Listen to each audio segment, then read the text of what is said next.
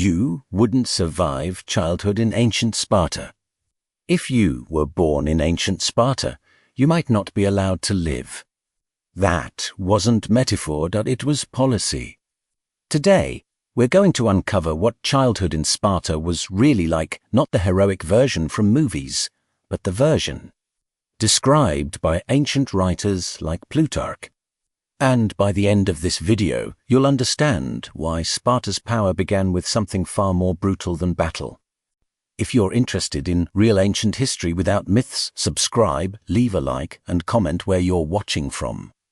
Now, let's begin at the moment of birth. In most Greek city-states, a newborn child was accepted into the family by the father. But in Sparta, the decision not belong entirely to the parents. According to Plutarch, newborn boys were inspected by elders of the community.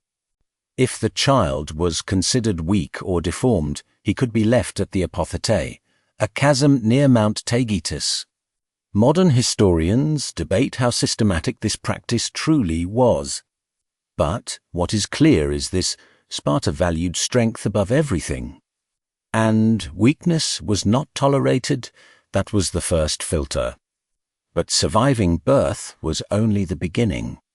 At age 7, a Spartan boy left home, not occasionally, not temporarily, permanently. He entered the agoge, the state-run training system. From that moment, he belonged to Sparta more than to his family. The agoge was not simply military training. It was psychological conditioning. Boys were grouped together, supervised by older youths and adult instructors. They were given minimal clothing, often barefoot, given limited food, and encouraged to steal. Yes, encouraged, but here's the twist. If they were caught stealing, they were punished, not for stealing, but for getting caught. The lesson wasn't morality. It was cunning. Sparta wasn't raising good citizens. It was raising survivors. Hunger was intentional, so was discomfort. Sleeping outdoors. Training in cold weather. Enduring physical pain. One ritual described by ancient sources involved boys being whipped at the altar of Artemis Orthia.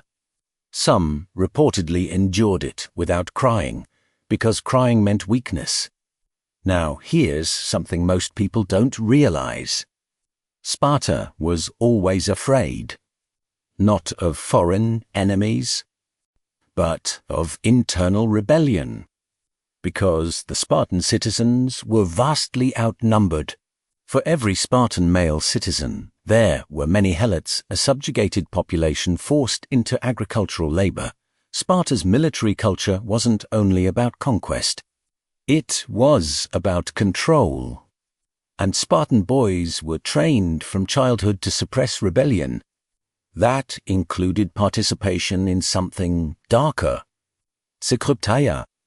According to some ancient sources, selected young Spartans were sent into the countryside to secretly kill helots who appeared strong or rebellious. Historians debate the exact nature of the crypteia, but what's undeniable is this: Spartan youth were trained in fear and domination. Childhood was preparation for violence, but here's the complexity. Spartan boys were also trained in discipline. Obedience. Endurance. Group loyalty. They ate together, trained together, fought together. Individual identity was secondary. Collective identity was everything. That cohesion made Sparta's army terrifyingly effective. At Thermopylae, at Plataea, in countless battles, Spartan discipline became legendary.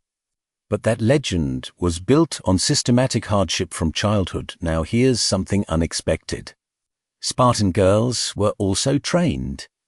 Unlike in many Greek city-states, Spartan girls received physical education.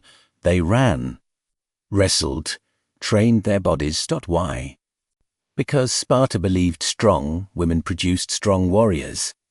They did not fight in battle, but they held unusual social authority compared to women elsewhere in Greece. Sparta wasn't simple brutality, it was structured intensity. At age 20 Spartan males became full soldiers, but they still lived in military barracks until around age 30. Marriage did not mean domestic life, the state always came first.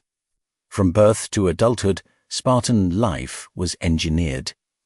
Not to maximize happiness, but to maximize military effectiveness, and here is the final truth. Sparta's power didn't begin on the battlefield, it began in childhood. In inspection at birth, in hunger at age 7, and in ritual endurance. In psychological conditioning. That is why you wouldn't survive childhood in ancient Sparta, not because you lacked courage, but because the system was designed to break individuality. Sparta produced some of the most disciplined warriors in history, but it did so by reshaping childhood into preparation for war. If this changed the way you see Sparta, subscribe, like, and comment below. Do you think Sparta's system made it stronger? Or simply more brutal? Because the deeper we go into the ancient world, the more uncomfortable it becomes. But history doesn't end at admiration. By the 4th century BCE, Sparta's rigid system began to show cracks. After its victory in the Peloponnesian War, it briefly dominated Greece, but dominance required adaptability, and Sparta was not adaptable. Its population of full Spartan citizens kept shrinking. The rules for citizenship were strict, land ownership became concentrated, and fewer boys completed the agode successfully. Military excellence could not compensate for demographic decline. In 371 BC, the Battle of Leuctra, Thebes defeated Sparta in hour the Greek world once thought impossible. The myth of Spartan invincibility was broken. What had once been its greatest strength, uncompromising discipline, became a weakness in a changing political landscape. Sparta reminds us of something important. A society can be powerful. A society can be feared. But if it cannot evolve, it cannot endure. And in the end, even the most disciplined system built on hardship has limits.